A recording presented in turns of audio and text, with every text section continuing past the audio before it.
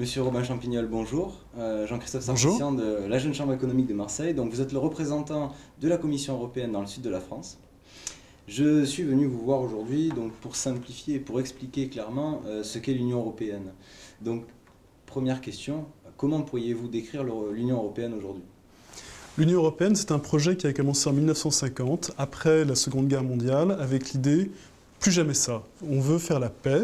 Et pour faire la paix en 1950, ce qui a été décidé entre la France, l'Allemagne et d'autres démocraties européennes, c'était de mettre en commun le charbon et l'acier. Mais ce n'était pas économique comme projet, c'était un projet politique, parce que le charbon et l'acier, ce sont les matières premières avec lesquelles on faisait, et on pourrait toujours faire, la guerre.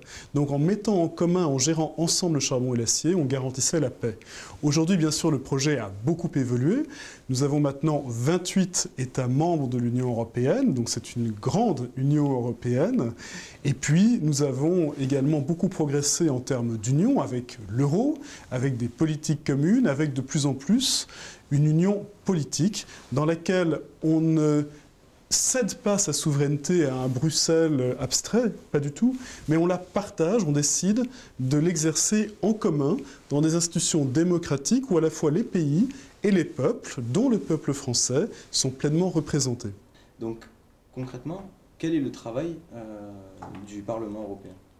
Alors, les députés européens, ce sont des acteurs essentiels de la vie démocratique de l'Union européenne. Pourquoi ? Il y a 4 principales institutions, pour simplifier, dans l'Union européenne. Vous avez le Conseil européen, ça ce sont les chefs d'État et de gouvernement, et eux, ils donnent des grandes orientations pour l'Europe. Vous avez ensuite la Commission européenne, que je représente. La Commission européenne, c'est comme le gouvernement d'un État national, c'est-à-dire que c'est l'exécutif qui va faire des propositions de loi et qui va ensuite veiller à leur bonne exécution. Mais encore une fois, il propose, la Commission européenne propose, et c'est ensuite le Parlement européen qui dispose, c'est-à-dire qui prend les décisions, qui va amender ou qui va voter des lois européennes, conjointement avec la 4e institution qui est le Conseil des ministres. Le Conseil des ministres, ce sont les ministres, les gouvernements nationaux qui se réunissent, eux aussi, pour amender, accepter ou rejeter les projets, les propositions faites par la Commission européenne.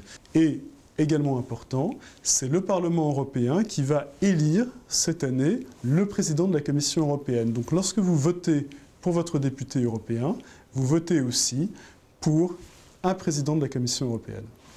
Bien, merci beaucoup, Monsieur Robin Champignol. Donc, grâce à ces informations, nous comprenons mieux aujourd'hui ce qu'est et à quoi sert la Commission européenne et surtout l'Union européenne. J'invite tout le monde à aller voter le 25 mai pour les élections européennes. Et moi aussi.